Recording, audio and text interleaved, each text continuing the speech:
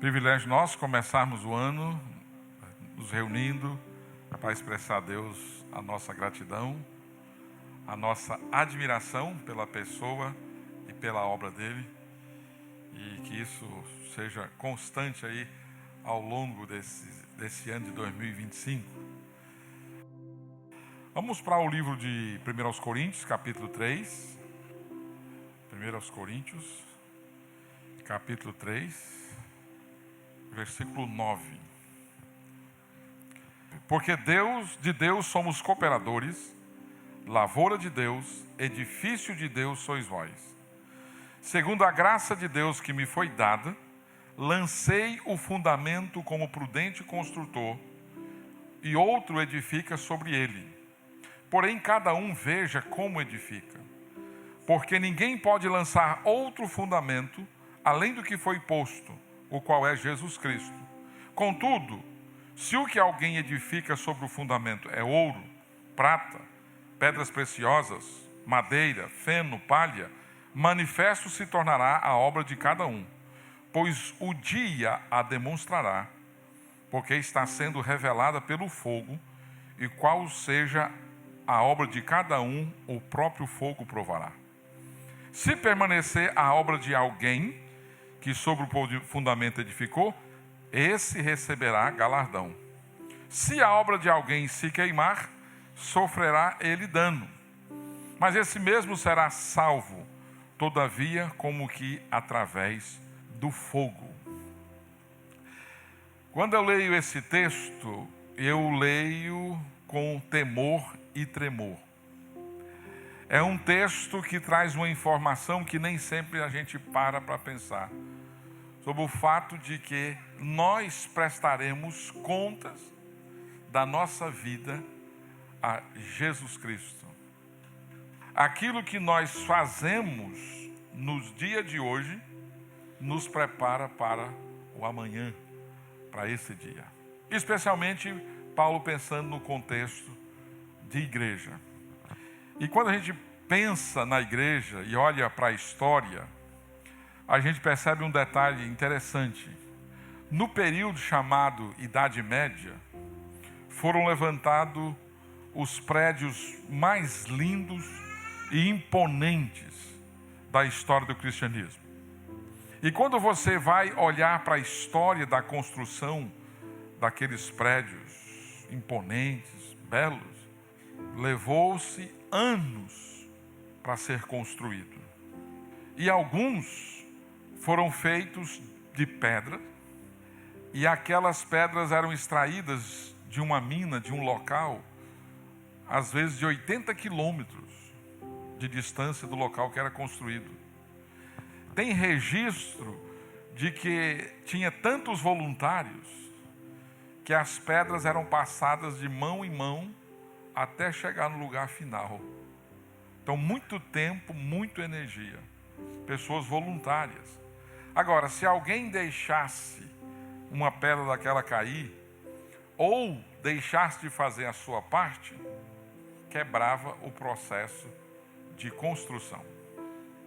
Eu percebi nessa observação, o quanto a igreja hoje depende dos crentes trabalhando, dos crentes servindo para edificar juntos a igreja de Deus. Contribuições diferentes, mas todas necessárias. Se falharmos nesse processo, a igreja não será o que Deus planejou para ela. A Bíblia declara que a nossa recompensa futura vem da edificação da igreja de Cristo. O que nós fazemos e como nós fazemos afeta a nossa vida futura na presença do Senhor Jesus. Ou seja, aquilo que você faz hoje prepara você para o amanhã. E o chamado do Senhor é para edificarmos a igreja juntos. O que nós fazemos aqui tem desdobramentos no futuro, desdobramento celestial. Consequentemente, o momento de nos prepararmos para o amanhã é hoje. Nesse texto que eu li, 1 Coríntios 9, até o versículo 15, Paulo descreve a igreja como sendo um edifício, como sendo uma construção. Você percebe na leitura que ele enfatiza a qualidade. Por isso ele lembra do fundamento ou da fundação. Por isso que ele lembra do processo de construção. E ele faz um alerta quanto à avaliação final. Uma espécie de inspeção do processo. Com essa figura em mente da igreja como construção, Paulo nos dá 2 dicas para a construção da igreja. Trabalho este que todos nós fomos chamados a realizar. Primeira coisa que Paulo enfatiza diz respeito à fundação, ao fundamento da igreja, o alicerce da igreja. A gente não precisa estudar muito para saber da importância da fundação numa construção. A fundação determina a forma, a estrutura que vai ser possível. Você não pode fazer um prédio de 3 andares com a estrutura para uma casa térrea. Então a fundação determina. Não dá para você levantar umas paredes e depois ficar colocando 2º, 3º andar. Vai cair. Porque você não preparou. Então, o Paulo está dizendo, olha, a igreja do Senhor Jesus, ela está sendo edificada. E você, como participante desse processo, você precisa saber da importância do fundamento ou da fundação. Por isso ele retoma o versículo 9, antes, quando ele diz, olha, porque de Deus somos, ele está se referindo a ele e a Apolo, que estão juntos nessa caminhada. Ele diz, somos cooperadores, nós somos lavoura de Deus. Agora, edifício de Deus sois vós.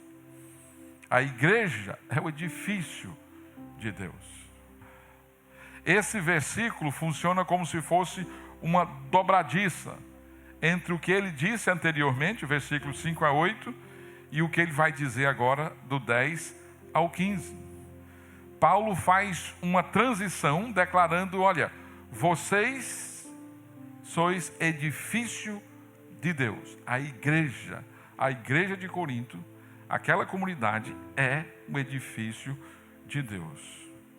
Na parte anterior, do 5 ao 9 especialmente, Paulo usou Apolo como ilustração. Quem é Apolo?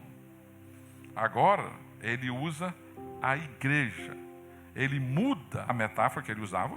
Ele deixa de usar o seu companheiro, Apolo, como ilustração, e ele passa a usar a igreja de Corinto. Então, quando ele está falando daqui para frente, ele tem em mente não mais Apolo, mas ele tem em mente a igreja do Senhor.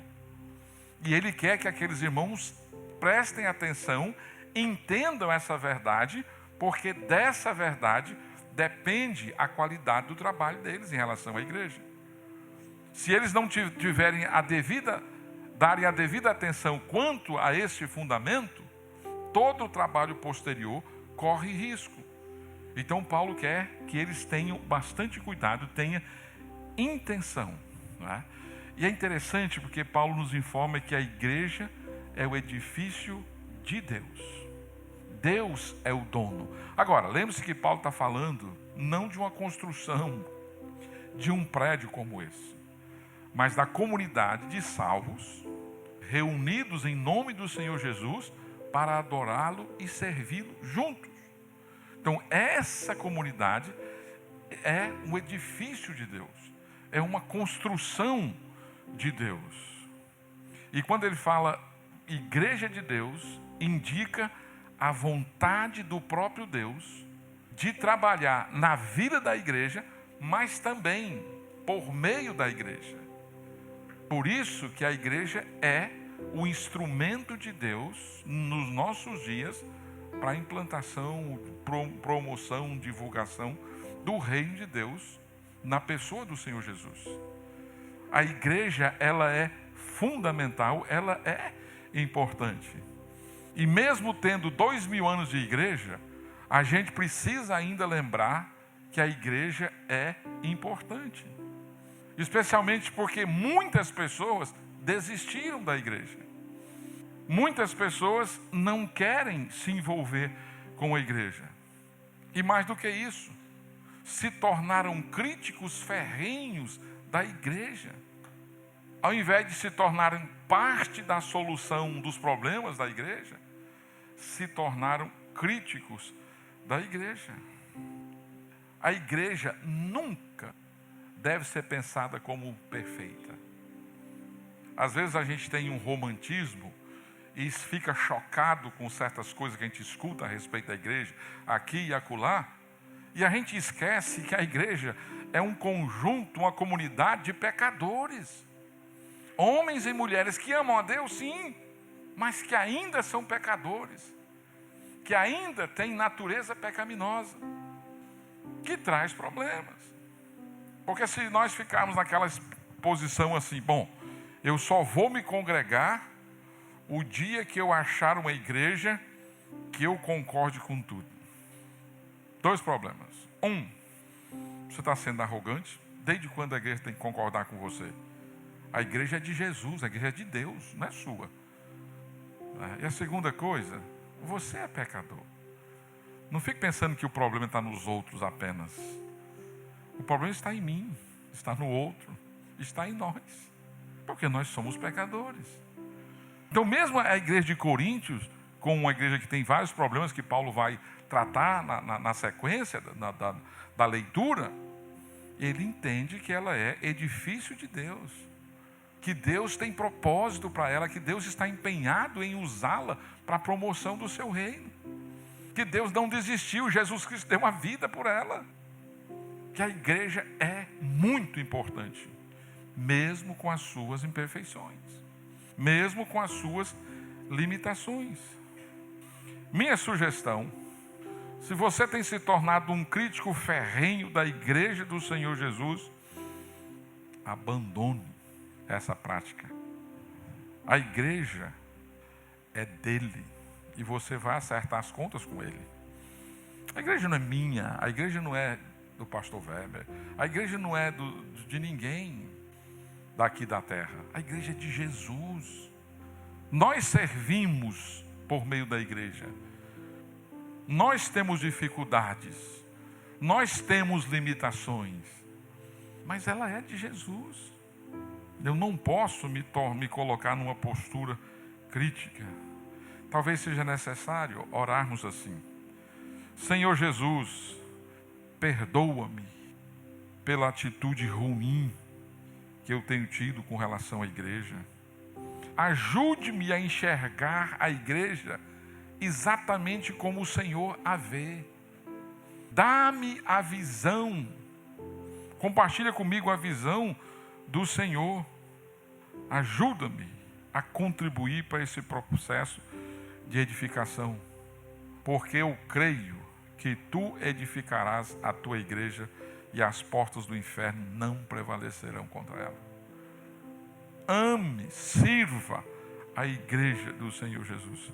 Não podemos edificar a igreja sem nos identificarmos com a perspectiva que Jesus tem a respeito da igreja. Não é a minha perspectiva, não é a minha visão, não é o que eu quero, não é o que eu penso. A igreja é edifício de Deus. E ele compartilhou conosco. Então Paulo faz esse lembrete. Em seguida, ele fala do fundamento correto sobre o qual a igreja deve ser edificada. Verso 10 e 11, ele diz, olha, segundo a graça de Deus que me foi dada, Paulo, lancei, eu de novo, Paulo, o fundamento como prudente construtor, prudente arquiteto, e outro, ou seja, a igreja, vocês, da igreja de Corinto, edifica sobre ele. Porém, cada um, a igreja, veja como edifica. Novamente, porque ninguém pode lançar outro fundamento além do que foi posto, o qual é Jesus Cristo. Paulo deixa claro que o fundamento é um só, Jesus Cristo. Mas ele reconhece que Deus usou a habilidade, a vida dele, para lançar o fundamento. Mas ele reconhece que isso é segundo a graça de Deus. E quando ele diz segundo a graça de Deus, ele quer dizer que ele não pode levar nenhum crédito sobre isso, sobre o que ele realizou, sobre o que ele é. O que eu sou, o que eu fiz ou faço, é por causa da graça de Deus. É por meio da graça de Deus. Paulo rejeita qualquer tipo de aplauso, de reconhecimento humano. Para Paulo, no ministério não tem estrelismo, não tem figurões, mas servos humildes, imperfeitos, dispostos a fazer a vontade de Deus. É a graça de Deus, eu não tenho nenhum crédito sobre isso aqui. Igualmente, nós, como crentes no Senhor Jesus Cristo, fomos chamados para servir a Deus na igreja. E se fazemos alguma coisa em benefício da edificação da igreja, é por causa da graça de Deus. O que nós somos e o que nós fazemos, pura expressão da graça de Deus. Méritos do Senhor. Paulo diz que ele serviu a Deus, conforme o versículo 10, como prudente, sábio, construtor. O termo usado aqui como prudente construtor deu a nossa palavra para a nossa língua arquiteto. E ele é usado exclusivamente nessa passagem aqui por Paulo. Mas Paulo está pensando numa ideia muito mais ampla do que geralmente nós pensamos. Se eu estiver errado, me corrijam, ou corrijam os arquitetos. Mas a nossa ideia é que o arquiteto faz o projeto. E o engenheiro que se desenrola lá, que se vira. Mas Paulo está pensando além disso. Ele não está pensando só em alguém que fez o projeto. Mas ele está dizendo, olha, eu, pela graça de Deus, lancei o fundamento. Eu cavei o chão. Eu concretei. Eu trabalhei para que o fundamento fosse lançado, fosse estabelecido. Eu sou um arquiteto habilidoso, dedicado, empenhado, para que outros possam edificar a igreja. Agora, o arquiteto, segundo Paulo, estabelece o fundamento sobre o qual os outros vão construir. E qual é esse fundamento?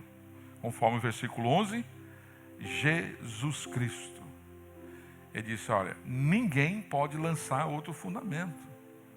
Jesus. E ele já disse para nós nessa epístola, nas leituras anteriores, que quando ele chegou em Corinto, na sua segunda viagem missionária, para pregar o evangelho, ele tomou uma decisão. Ele disse, olha, eu vou pregar Cristo e este crucificado. Ele não se interessou, e ele acabou de chegar de Atenas. Talvez a experiência dele tenha causado algum enfado de ficar discutindo com filósofos em Atenas. E sabia que a igreja de Corinto era amante da filosofia grega, se achavam sábios.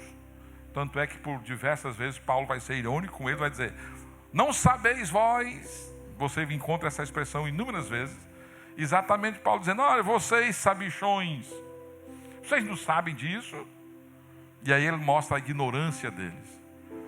Paulo diz, olha, eu decidi, quando eu fui ter com vocês, pregar Cristo crucificado. Eu lancei um fundamento que dura, um fundamento permanente. Agora, o tamanho da construção, a forma, a resistência, depende desse fundamento. Qualquer ministério eclesiástico ou pessoal só permanece se for realizado a partir da pessoa de Jesus. Qualquer ministério que é feito segundo a simples perspectiva, intelecto humano ou vontade humana, força humana, não permanece.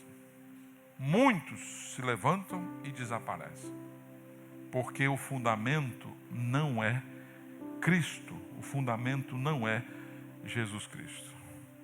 Isso nos faz perguntar: nossa igreja e os nossos ministérios são construídos, edificados sobre a pessoa de Cristo?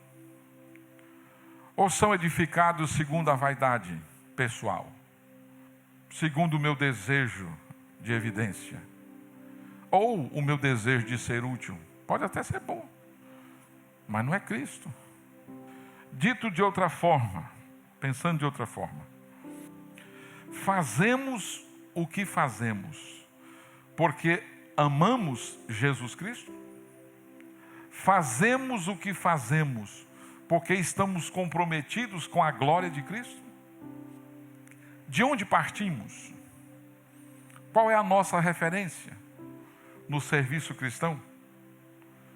Paulo diz: olha, eu lancei o fundamento e esse é Jesus, não coloque outro, porque não traz firmeza para a igreja. Se nós de fato temos Jesus como o fundamento da nossa vida, do nosso ministério, a igreja será bem-sucedida aos olhos de Deus. Sucesso eclesiástico aos olhos dos homens não é a mesma coisa que aos olhos de Deus. Os pensamentos de Deus não são os pensamentos dos homens. Mas uma igreja firme, estabelecida sobre o fundamento, esta sim vai ser bem-sucedida. Qual é a sua motivação no serviço do Rei? O que te impulsiona? O que te dá paixão, te dá alegria, te dá satisfação? É a pessoa e a obra de Jesus? Ou é o seu pensamento, a sua opinião, o que você pensa, o que você acha? O que você está buscando agradar? A si mesmo ou a Jesus Cristo? Não tem outro fundamento. A nossa referência tem que ser Jesus Cristo. Por isso que Paulo nos exorta a sermos cuidadosos com a forma como nós construímos o fundamento. Então Paulo diz: olha, eu já fiz o alicerce. Pode parecer que não, mas eu já levantei parede, eu aprendi a levantar parede. Mas o alicerce já estava feito, porque eu não tinha segurança. Aí o pessoal levantou, e eu e mais 2 tiozão fomos lá e levantamos as paredes, devagarzinho, sempre no prumo, para não ficar torta, para não desperdiçar reboco depois. Mas o fundamento já estava feito. Então Paulo diz: olha, cuidado como você edifica. O fundamento eu já lancei.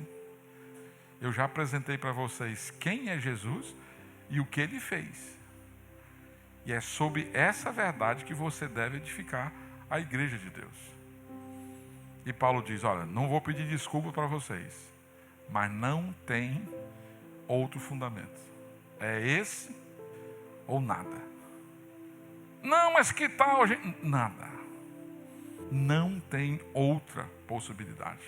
Por isso que Paulo diz: cada um veja como edifica.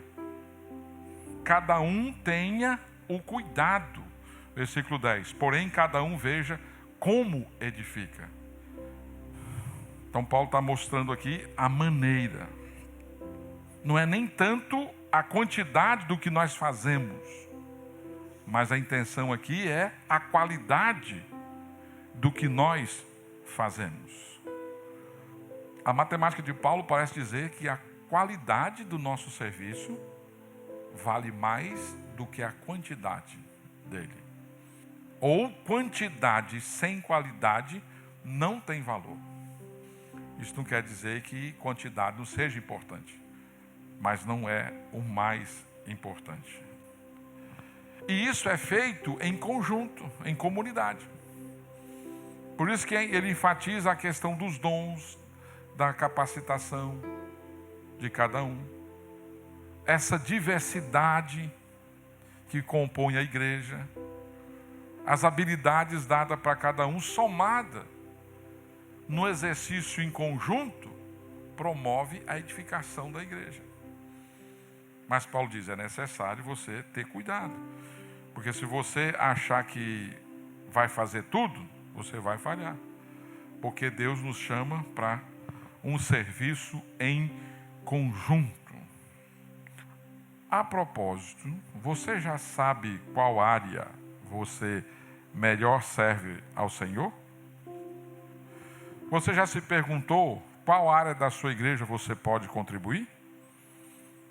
A sua motivação, Jesus Cristo? Se for Jesus Cristo, Paulo está dizendo que Deus vai recompensar por sua fidelidade. Deus vai nos recompensar.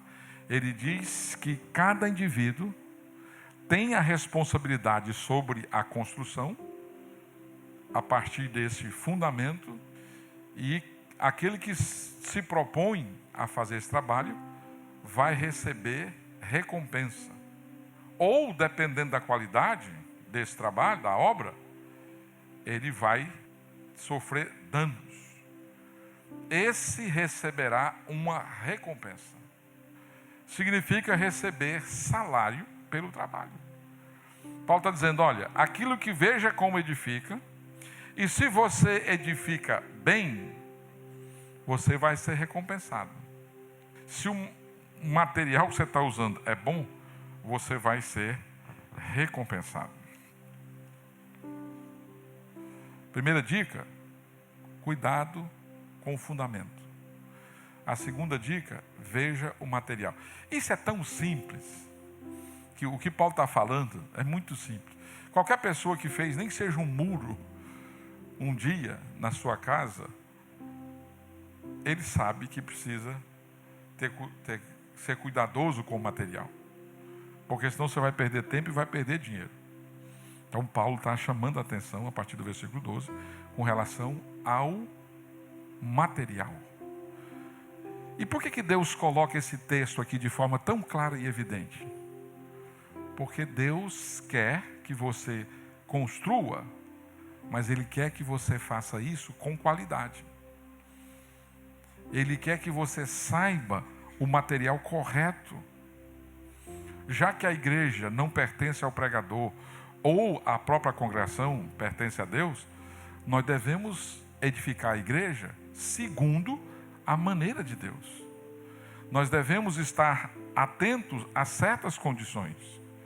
Por isso que Paulo quer que eles sejam cuidadosos. E no versículo 12, Paulo diz, contudo, se o que edifica, se o que alguém edifica sobre o fundamento é ouro, prata, pedras preciosas, madeira, feno, palha, manifesta se tornará a obra de cada um, pois o dia a demonstrará, porque está sendo revelada, ou seja, as obras, pelo fogo. E qual seja a obra de cada um, o próprio fogo provará. Você olhando aqui rapidamente, pode pensar assim que Paulo está falando sobre 6 tipos de materiais: ouro, prata, pedras preciosas, madeira, feno e palha. Mas na verdade, Paulo está pensando em 2 categorias: material barato ou material mais caro, material que dura e material que não dura, material fraco e material forte. Ele está com essas 2 coisas em mente: aquilo que é permanente e aquilo que é temporário. Talvez aquilo que Paulo pensa como sendo ouro, prata e pedras preciosas são materiais de qualidade maior, adequados ao fundamento e duráveis, que não vão perecer facilmente. Ou seja, Cristo. esses materiais suportam o fogo. Aliás, o fogo faz até um favor, purifica esse material.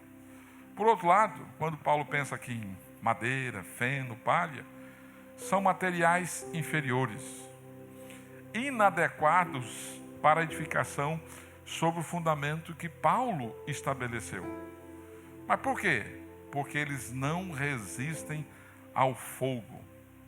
Mais uma vez, o foco de Paulo é a qualidade, nos melhores materiais, as melhores motivações, as melhores intenções, a melhor energia, o melhor esforço, a melhor dedicação, qualidade naquilo que eu faço para o Senhor. Agora, quais são alguns exemplos desses materiais?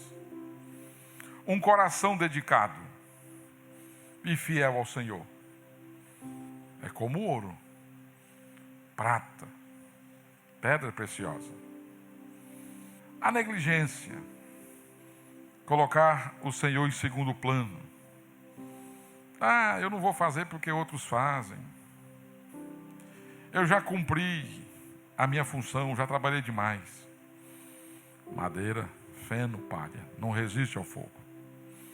Generosidade, isso é ouro, prata, pedra preciosa. Mesquinhez, madeira, feno, palha, não resiste ao fogo.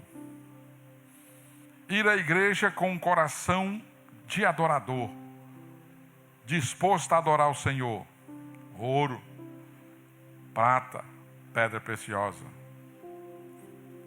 Ir à igreja para impressionar os outros, ou para ninguém me ligar depois dizendo: por que você foi ou não foi? Madeira, feno, palha. Fazer o serviço do Senhor com muita oração, ouro. Fazer a obra do Senhor na força do braço, madeira. E por aí vai. Aquilo que permanece e aquilo que dura pouco. Conta-se uma história. É preciso dizer que essa história é inventada, né? Senão depois... Diz que uma mulher rica morreu e foi para o céu. E lá um anjo a recebeu e levou até a morada celestial dela. Olha, aqui é que a senhora vai morar. E era um prédio antigo e comum demais. E ela olhou do lado do vizinho. Era o jardineiro que fazia o jardim da casa dela. E o camarada estava numa mansão, palácio. Mas ela pegou o anjo lá pela orla da roupa do anjo e perguntou: como meu jardineiro conseguiu uma mansão e eu consegui um prédio antigo? Aí o anjo olhou para ela e respondeu: senhora, aqui nós só construímos com o material que vocês mandam para cá. Pegou a ideia? Se você só mandou madeira, feno e palha, o barraco é esse aí mesmo. Agora, o jardineiro mandou ouro, mandou prata, mandou pedra preciosa, por isso que ele tem esse palácio. A gente não inventa material aqui no céu. A gente constrói com o que vocês mandam. O que nós estamos mandando para lá, para construir a nossa morada celestial? Madeira? Não resiste o fogo. Feno, palha? Se você está enviando material de segunda, é isso que vai ser usado. Paulo quer enfatizar que os edificadores da igreja de Corinto terão seu trabalho, mesmo as atividades secretas ou desconhecidas, julgadas por Cristo. Paulo está dizendo: olha, Jesus vai avaliar a obra de vocês. Como resultado, cada um será recompensado. Esse dia, o dia que Paulo chama aqui, e você percebeu na leitura, no versículo 13, que o dia está em maiúsculo, é o tribunal de Cristo. O propósito desse tribunal é avaliar o trabalho, o serviço dos crentes, não condenação.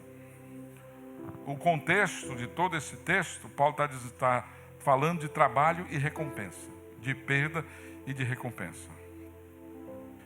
Paulo está dizendo, olha, apenas aquele trabalho que foi feito, motivado por Jesus Cristo, é que vai sobreviver ao fogo.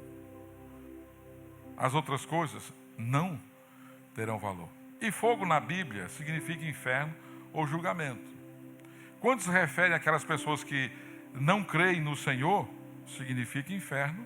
E com relação aos cristãos, significa julgamento. E o fogo, ele tem o poder de purificar o ouro, a prata e a pedra preciosa. Mas, por outro lado, elimina a madeira, o feno e a palha.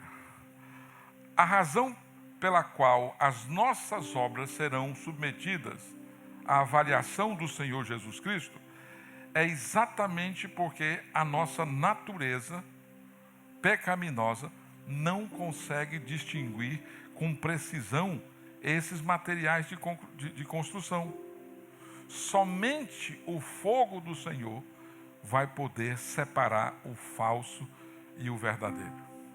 Não é nenhum absurdo supor que teremos surpresas nesse dia. Não é exagero. Talvez os que mais serão recompensados foram aqueles que trabalharam de maneira quase que secreta. E talvez aqueles que mais evidência tiveram não serão, ou pelo menos não receberão a recompensa esperada. Vai ter uma inspeção feita por Jesus. Eu tive uma experiência dessa uma vez, eu estava comprando uma casa, e aí o técnico da Caixa Econômica foi fazer a vistoria lá. E ele condenou a casa, porque o construtor fez alguns atalhos. E coisas bobas, baratas, mas não encaixou no padrão. E ele descartou. Não passou no crivo técnico. Aquilo deu uma apreensão assim, será que vai dar certo? Não vai? O que precisa fazer? Tem esperança? Dá para resolver? Agora fique pensando no dia que você e eu estivermos na presença do Senhor Jesus, tendo as nossas obras avaliadas. Lembrar e perceber, puxa vida, poderia ter feito melhor. Poderia ter levado mais a sério a igreja de Jesus. Poderia ter sido fiel nisso, naquilo. Fui tão negligente aqui. Talvez antes de chegar a hora você vai ficar pensando. Mas o fato é que o Senhor vai fazer isso. Por isso que nós precisamos construir cuidadosamente. Porque Deus está interessado que construamos sobre o fundamento certo, com o material certo. A razão é essa. Haverá uma inspeção. Versículo 14. Se permanecer, ou seja, se sobreviver, a obra de alguém que sobre o fundamento, Jesus Cristo, edificou, esse receberá galardão. E essa palavra "se" não tem a ideia aqui de dúvida, mas sim de verdade. Então Paulo afirma que cada indivíduo vai receber a recompensa ou perder, baseado na qualidade do seu serviço. Agora, qual é a natureza dessas recompensas? A Bíblia não é muito clara, mas pelo menos você tem 3 possibilidades, considerando alguns textos que eu não vou olhar agora. Mas, segundo Lucas, capítulo 12, privilégios. Tem aquela parábola do Senhor que concede aos servos o cuidado de mais 10 minas ou outras cidades. Posição, também louvor, servo bom e fiel. entra no gozo do seu Senhor. Né? O louvor, o elogio, privilégios e algumas posições, já que a Bíblia fala que nós vamos reinar com Cristo. E isso permite que a gente esteja recebendo devidamente pelo nosso trabalho feito em nome e para o Senhor Jesus Cristo. Qualquer outra motivação, segundo Paulo, não vai permanecer. Eu imagino que quando eu estiver lá, quando chegar a minha vez, eu tenho certeza que Jesus não vai me perguntar assim: ei, Humberto, para quantas pessoas você pregou cada domingo? Mas ele vai perguntar: ei, quão fiel você foi à minha palavra? Você pregou no poder do Espírito Santo ou na sua própria força? Você viveu em casa o que pregou na igreja? E talvez para todos, de modo geral, ele vai perguntar: você honrou o meu nome em todos os negócios que você fez? Você ensinou aos seus filhos as verdades da minha palavra? Você amou seu cônjuge como Cristo amou a igreja? Ele não vai perguntar quais foram os cargos que você ocupou na igreja. Isso não é importante para a edificação da igreja. Mas essas perguntas que envolvem o nosso coração, elas são fundamentais para a edificação da igreja, a família de Deus.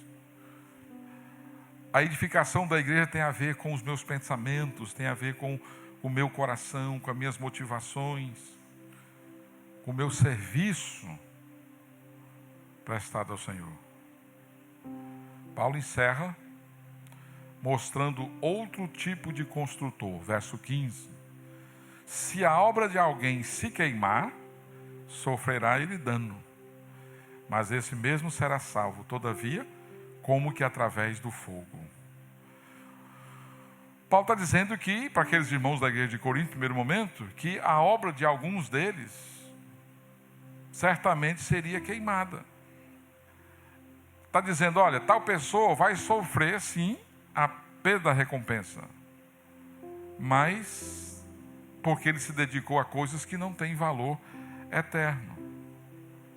E esses indivíduos que ele já questionou de exaltar eu sou de Paulo, sou de Pedro, sou de Apolo, que causou divisão na igreja, talvez essas pessoas que Paulo está mencionando aqui, vão ser esses que vão perder as suas recompensas. Você vê que Paulo não está falando de salvação, porque ele diz: olha, mas esse mesmo será salvo, versículo 15b, todavia, como que através do fogo. O crente que construir ou que constrói mal, sofrerá perda de recompensa, mas será salvo. Salvo através do fogo seria, no linguajar popular, escapar fedendo. Não tem essa expressão? Rude? Escapou do fogo, né? Foi nos 45 do segundo tempo. Mas cá para nós ainda é um bom negócio, né? Está na glória com Jesus mesmo sem obra. Eu não estou dizendo isso como motivação, é o contrário. O medo de não ser recompensado deve nos motivar, deve nos levar a um empenho cada vez maior. Mas essa perda que Paulo fala, ela é decorrente da negligência na qualidade do material.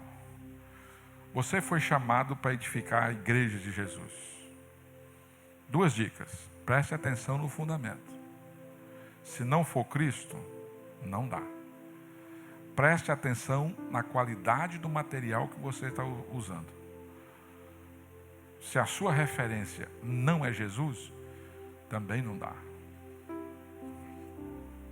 O meu desejo é que você e eu percebamos que o momento de nos prepararmos para o amanhã é hoje.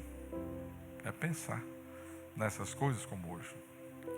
Conta-se que Lutero dizia o seguinte: há 2 dias no meu calendário, o hoje e aquele dia.